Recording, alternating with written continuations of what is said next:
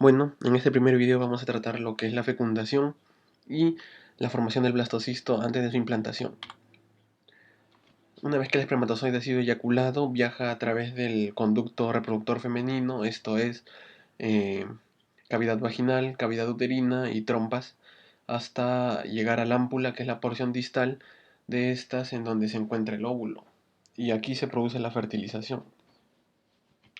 Eh, Antes de que ocurra la fertilización, en el trayecto del espermatozoide, este debe capacitarse, es decir, sufrir una serie de cambios en donde se activa su motilidad y se hace capaz de llegar hasta el óvulo.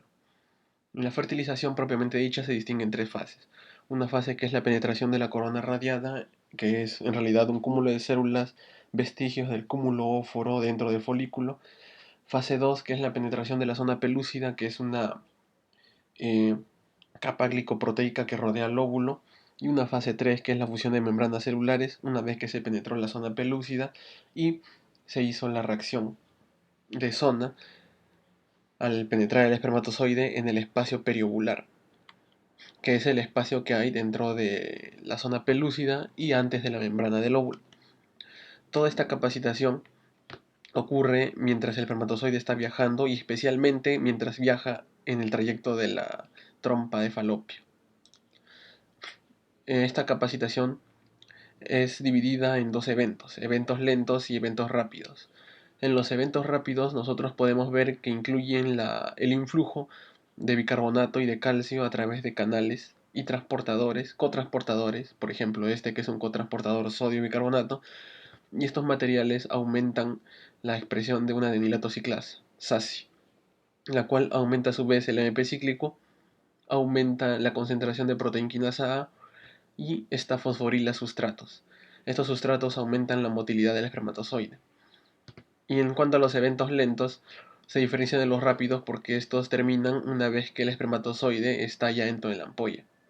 En cambio, estos de acá ocurren en cuestión de segundos. A los 90 segundos de haberse expulsado el espermatozoide, ya las concentraciones de AMP cíclico aumentan hasta su nivel máximo, intracelularmente.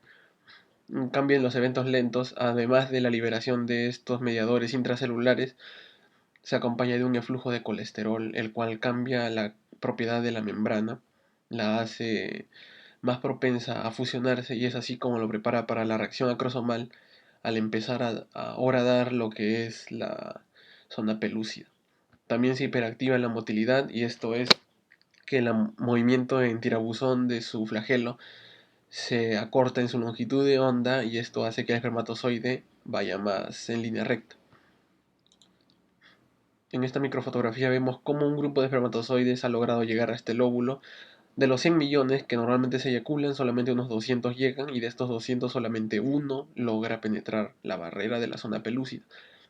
Este uno logra hacerlo gracias a la ayuda de los otros 199, ya que de no ser por todas las enzimas liberadas de los acrosomas, este no llegaría a penetrar la gruesa zona pelúcida, adelgazada por esas enzimas. Y para liberar este contenido de este lisosoma tan grande y tan especializado llamado acrosoma, se necesita unos ligandos para estos receptores que están presentes en el espermatozoide. Especialmente esta proteína ZP3 que se halla en la zona pelúcida produce activación de proteínas G que liberan a partir de una fosfolipasa C metabolitos que activan canales de calcio.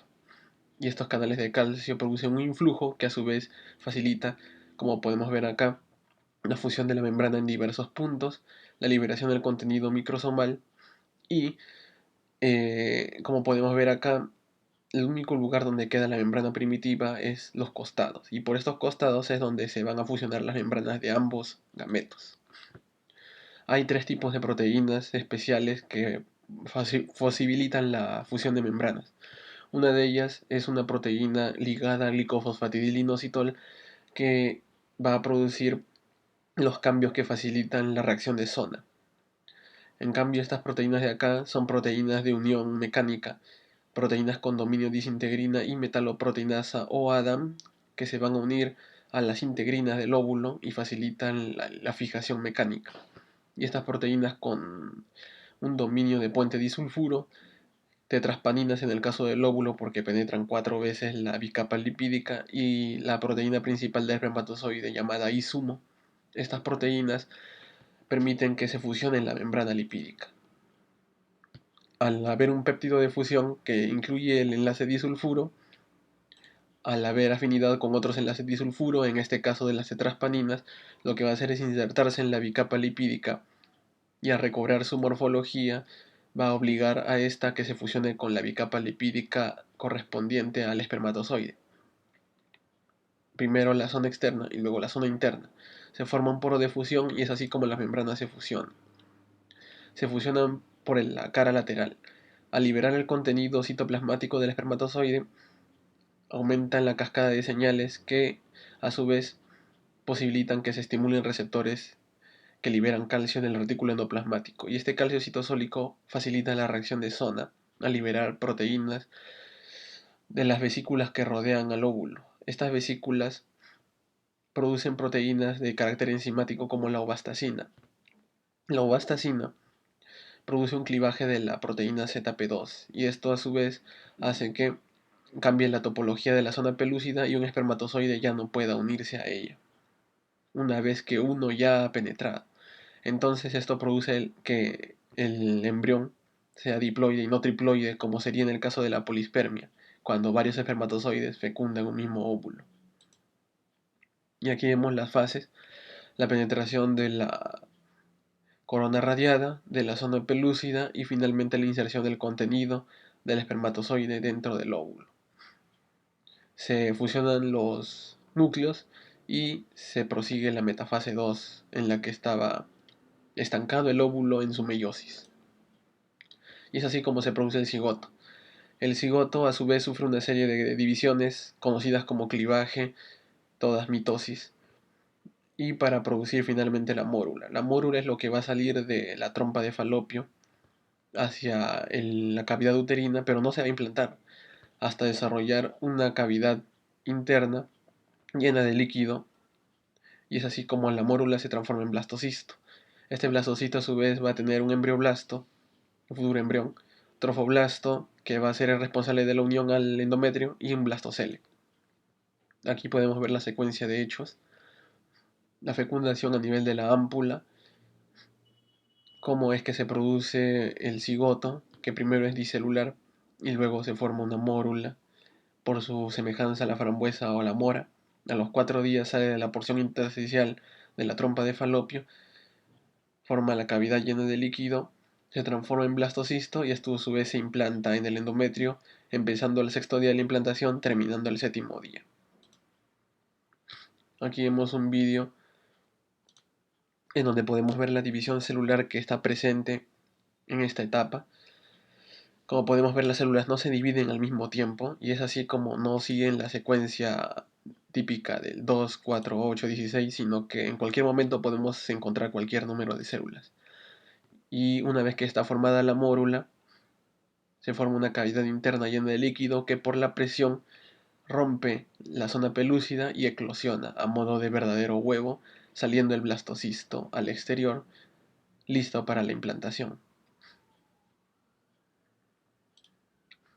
Y es así como a las 72 horas ya tenemos 30 células, que es donde la mayoría de autores coinciden que se debería llamar mórula, aunque algunos, como el Moore, mencionan que a nivel de las 12 a 15 células ya deberíamos llamarlo mórula.